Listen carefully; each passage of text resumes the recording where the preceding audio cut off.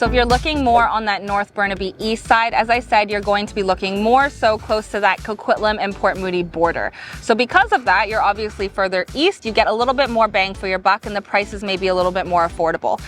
You're looking at the City of Lougheed shopping area and condos. You have a SkyTrain station there that has the Evergreen line pickup or the Millennium and Expo lines, which will take you into the rest of the city. You have a very strong Korean dominance there. You've got great Korean grocers like H Mart and Hanam and a lot of different Korean restaurants. Very culturally diverse area. You've got Japanese foods, you've got Chinese foods, you've got Italian food, you've got everything under the sun all around that Lougheed area. And you also have really easy access to a lot of different parks, like all of Burquitlam and the parks that they offer there. You have a lot of hiking trails and mountain biking trails up in that Simon Fraser University area. And you're also incredibly close to the very well-known Rocky Point Park, which is in Port Moody and goes all around that Burrard Inlet there. One important thing to note about this as well is that Simon Fraser University, as I said, is in that Burnaby Northeast area. That is leasehold land. So you're not going to own the land itself, but you do have options in terms of ownership. So if you are looking for, again, another affordable option in terms of owning a home, then Simon Fraser University might be a good option for you, but just keep in mind that it is a leasehold type of property.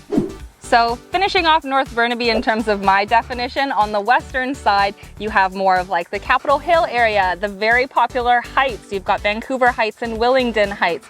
All of those neighborhoods are kind of along that Hastings area there, which offers a lot of different commercial spaces. You get great Italian restaurants, great pizza, great delis, but a lot of different other restaurants in there as well. You have ramen mixed in there with a good Japanese community. You've got Chinese food, you've got Thai restaurants in there. You've got a lot of like confectionaries and fun things like that. So a very, very vibrant area off of Hastings called the Heights. Another notable one in the North Burnaby West area is, of course, Brentwood Park. Everybody knows this as the amazing Brentwood in terms of the high-rise towers that Shape Properties has really brought to the community as a whole. So you have the complete expansion of the Brentwood Mall shopping center itself. You have all of the amazing Brentwood towers that offer a ton of residential options, of course, with sweeping, beautiful views, but also a number of new commercial and retail spaces. So you've got like fun VIP Silver City Cinemas. You've got the Rec Room, which is like a adults and kids games area. You've got a ton of different restaurants there. And then you also have the Solo District, which was by a different developer that has the Whole Foods as a staple option. One of the first Whole Foods that's kind of moved out a little bit further east this way. And a number of other different residential and commercial options there as well. So a very vibrant community in terms of the retail, things to do, fun options within the neighborhood, and it also has a lot of different like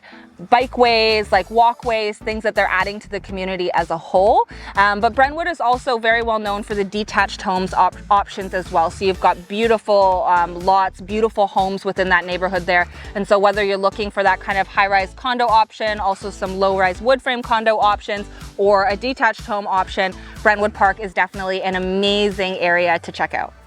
So I will also note that all throughout North Burnaby, they are investing a lot in terms of new community centers. So you have the Confederation Park Community Center, which is currently in the works as of 2023 for the design phase that will probably start construction more so come 2024. You're gonna have indoor gyms, you have a pool, like, you know, massive fitness center, running tracks, fields, all that jazz is going to be going there. And then out kind of closer to that Lougheed area, you have the Cameron Community Center as well, which is going to be same, but in a different place. So the nice thing about North Burnaby is you do have a lot of different options in terms of upcoming and new community centers. And so in the more central part of Burnaby, again, this is my informal sub area that I've kind of made up, but makes sense to me. I find that there are staples such as Deer Lake, which has a beautiful lake in the center and a nice walking trail all the way around. It's also home to Heart House Restaurant, which is actually where I got married. And it's right beside Shadbolt Center for the Arts, which is a great community space for artists and other people alike to enjoy. In the central Burnaby area, you also have staples such as British Columbia Institute of Technology, technology, so BCIT, and Burnaby as a whole is actually home to two major post-secondary institutions, BCIT being one of them, and then Simon Fraser University being another that I had already previously mentioned. You also have Burnaby Hospital in that central Burnaby area, so if being close to a major hospital is important to you, then that area might be very well suited. And it's also got options nearby, such as Burnaby Lake. Burnaby Lake is another beautiful lake option, a little bit bigger, and it's home to like blue herons, turtles, beavers, so you can see a lot of different wildlife there, and a lot of people go there for bird watching as well. Also really great walking, running options. I've actually done a marathon there all around Burnaby Lake, and it's a beautiful space to go for a run, go for a dog walk, whatever you like. So definitely lots of different outdoor options within the central Burnaby area. And it's also home to a lot of major companies within Canada as a whole. So it's home to Electronic Arts and then also TELUS, just to name a few. Last but not least, for the Burnaby Central area, you have the Burnaby Lake Sports Complex, which has both an east and a west side and is home to over 15 different fields. And so you can imagine there's a lot of different outdoor activities going on here, some of which include soccer, rugby, football, field hockey. They've got a baseball diamond, so a lot of different athletes and just people alike enjoying that area as a whole, and there's a lot of different games that go on there all throughout the year. For the indoor portion of things, they also have a number of options, but one of the most notable, I would say, is the 8 rinks skating center, is how it was known as previously, and those are 8 different skating rinks that are obviously home to a lot of different major international athletes when it comes to figure skating and hockey. So moving on to Burnaby South. Burnaby South is really defined by Metrotown as a sub-area, but also as a mall and community as a whole. So this is really like the OG original urban space when it comes to Burnaby as I see it. So Metrotown, the mall itself, is the largest mall in all of British Columbia and one of the largest malls in all of Canada. So obviously with having a mall right there, you've got lots of different retail options to enjoy. You have the Silver City VIP Cinemas that's attached to the mall, so theater options there, and lots of restaurants that have kind of surrounded that space. And as Metrotown has really grown, you started to see that expansion out into areas right beside it, like Station Square, which is now a very popular community, and lots of different condo high-rise options with beautiful views in both Station Square and the Metrotown area. All in that area as well. I mean, you have Kingsway as a dominant road, tons of different options in terms of restaurants.